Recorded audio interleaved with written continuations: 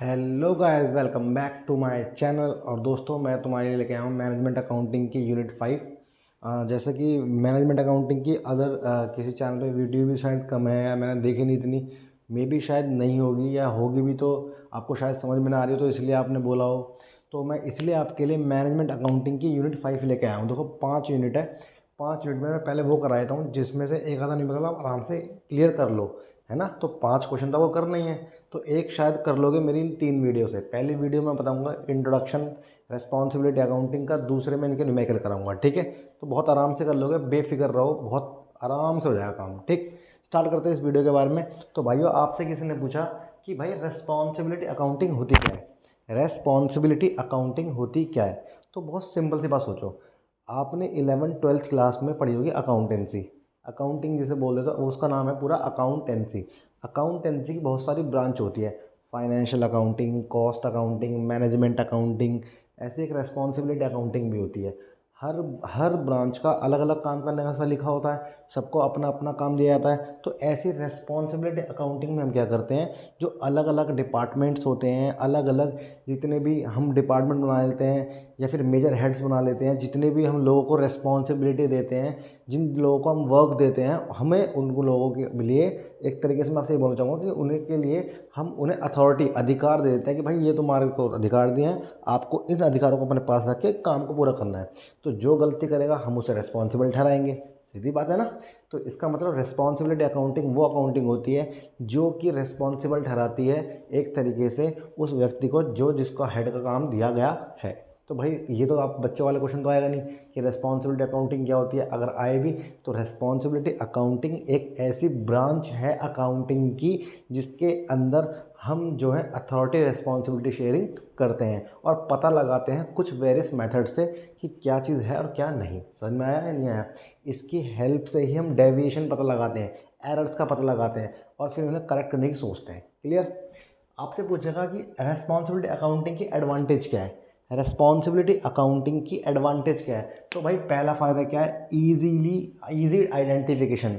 अगर हम responsibility accounting करेंगे जो कि ब्रांच है अकाउंटिंग की, तो हम इजीली आइडेंटिफाई कर सकते हैं एरर्स को। भाई जो गलती करेगा हम पता लगा लेंगे भाई ये वाला काम तो हमें उसको रेस्पॉन्सिबल ठहराया था, पक्की बात है। अगला क्या है, डिटर्मिनेशन ऑफ रिस्पॉन्सिबिलिटी। आप इजीली इसके अंदर क्या करते हो, रिस्पॉन्सिबिलिटी को डिटरमाइन करते हो कि इस काम की रिस्पॉन्सिबिलिटी किस पे है और दूसरे काम की रिस्पॉन्सिबिलिटी किस पे है, तो आप इजीली डिटरमाइन कर सकते हो। Next, cost planning control. Responsibility accounting के अंदर आप कॉस्ट की प्लानिंग और कंट्रोल करते हो कि कौन सी चीज़ को हमें किसको देना है और किसको नहीं देना। नेक्स्ट है helpful in decision making. Responsibility accounting के अंदर हम एक छोटे छोटे कामों को भी पार्ट्स में डिवाइड कर देते हैं और लोगों को उसकी रिस्पॉन्सिबिलिटी दे देते हैं जो उस काम को करेगा। तो इससे क्या होता है, तो भाई सीधी सी बात है, ये हमारी हेल्प करता है डिसीजन लेने के लिए कि भाई कौन सा कंधा काम को बढ़िया कर रहा है या नहीं कर रहा, हम उस चीज़ के बारे में डिवर्ट्स ले सकते हैं। लास्ट है इवेल्युएट एफिशिएंसी। कौन सी ब्रांच में, कौन से हेड में, कौन से डिपार्टमेंट में काम बढ़िया हो रहा है, कितना हो रहा है, कितना नहीं हो रहा है, इन सब चीज़ की भी इंटीमेशन जानकारी में कहाँ से मिलती है, रेस्पॉन्सिबिलिटी अकाउंटिंग से। ये है भाई इसके फ़ायदे, वैसे रेयर आएंगे लेकिन पता होना चाहिए, आ गए तो खामोखा खुशी मिल जाएगी, क्या दिक्कत है। नेक्स्ट है लिमिटेशन।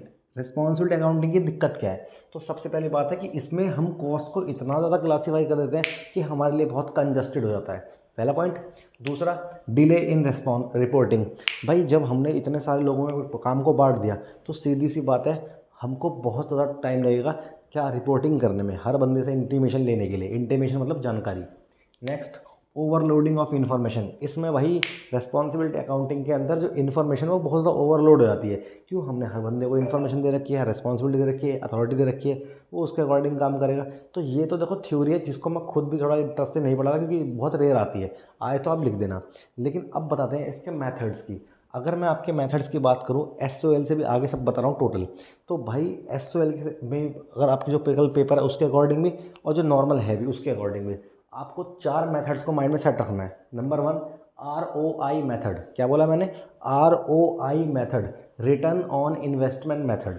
दूसरा, residual value method, residual value method. तीसरा, सेल्स वॉल्यूम मेथड। और चौथा क्या है, कंट्रीब्यूशन मेथड। दोस्त ये 4 मेथडों के नाम है।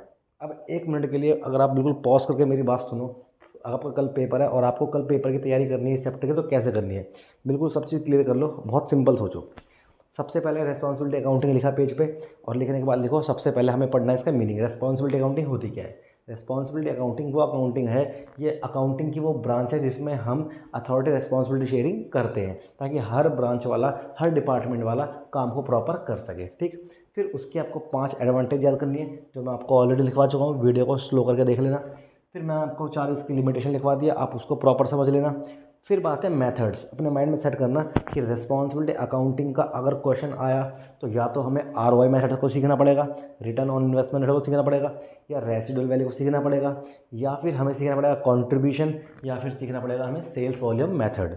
तो दोस्त अगर आप इस तरीके से, अब जो इसके न्यूमेरिकल है, ये 4 मेथड बताए हैं, इन चारों की मैं यूनिट बना देता हूँ, हर न्यूमेरिकल को एक दो प्रैक्टिस कराता हूँ ताकि आपके माइंड में अच्छे से समझ में आ जाए। तो नेक्स्ट वीडियो में आप देखोगे रिस्पॉन्सिबिलिटी अकाउंटिंग के न्यूमेरिकल, जो बहुत केयरफुली देखना ताकि आपकी फर्स्ट यूनिट अभी 1 आधे घंटे में कंप्लीट हो जाए। ठीक है, नेक्स्ट वीडियो में मिलते हैं हम आपके साथ। अच्छी लगी तो इसे लाइक कर देना, शेयर कर देना। जो बच्चों का मैनेजमेंट अकाउंटिंग का पेपर है, क्या पता क्वेश्चन आ जाए इसमें से। वैसे आएगा, बेफिक्र रहो, क्योंकि हर यूनिट से क्वेश्चन आना नहीं होता है, तो डेफिनेटली आएगा। बस आप प्रैक्टिस पे ध्यान रखो, जो करवा रहा हूँ उस पर। मिलते हैं नेक्स्ट वीडियो में। और हाँ, अगर किसी बच्चे को फिर भी कोई प्रॉब्लम आ रही है तो वो मेरे से कांटेक्ट कर सकता है। कहाँ पे? मेरा मोबाइल नंबर है 9625771773। योगेश शर्मा नाम है मेरा। तो भाई इस पर मेरे को व्हाट्सएप कर देना आप, मैं आपको जो भी प्रॉब्लम हो बता दूंगा। कोई इशू की बात नहीं है, कॉल करनी है कॉल कर लेना। मिलते हैं नेक्स्ट वीडियो में।